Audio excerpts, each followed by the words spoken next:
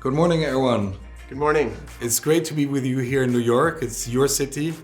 It's the city of Tiffany. Let me introduce you in a little bit more formal way. So you're Erwan Rambourg, you're head of consumer and retail research for a bank, and you're the author of 2 books. So 7 years ago, you wrote a very successful book called The Blink Dynasty, and it's about the future of Chinese consumption in luxury. And more recently, Future Lux is about the next decade of luxury growth in the post-COVID era. So the first topic we're going to talk about is a very strong statement which you make in your book, which is brick and mortar is immortal, and why the future of luxury in stores is more than online. There are 2 essential reasons why I think the future of luxury consumption is going to be in brick and mortar stores rather than online. The first one is especially in mainland China and here in the US, you're looking at essentially first-time purchasers rather than repeat purchasers. So, most people who actually buy luxury products are buying for the first time. And so it's important for them to look and feel and wear and try out, etc.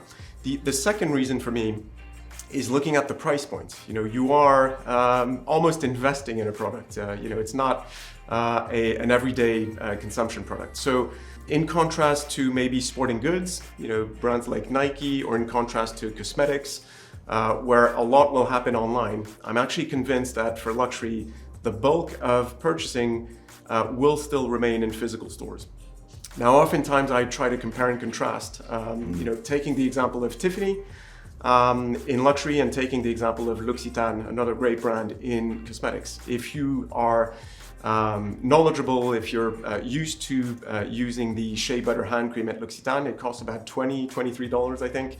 You don't actually need to leave your house if you're accustomed to the product. You can just replenish and order online. If I'm purchasing from Tiffany, and this is my first, it's a certain price, right? So I will want to try it out. I will want someone to tell me the story because this has been around for decades. And again, I will see this as an investment. So I'd like to make sure that I can actually experience it firsthand in a store.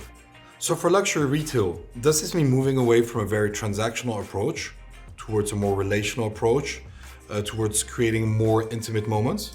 Yeah, I think the role of sales associates is evolving. And indeed, you're not just looking to sell products.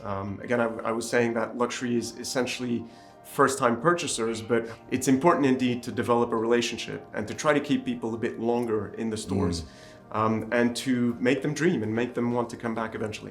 Is there anything you feel that luxury brands should focus on in terms of developing particular skill sets for their retail teams?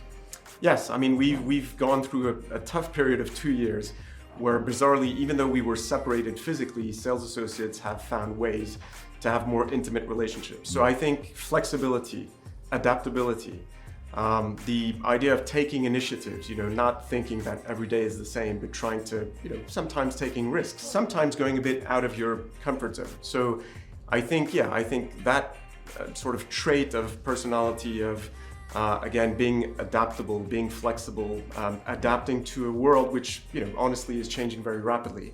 That's a very important trait for sales associates. Great. Well, thank you very much for spending this time with me. It's been very insightful, very inspiring. I'll be very much looking forward to talking to you on our next topic. Same here. Thank you, Frederic.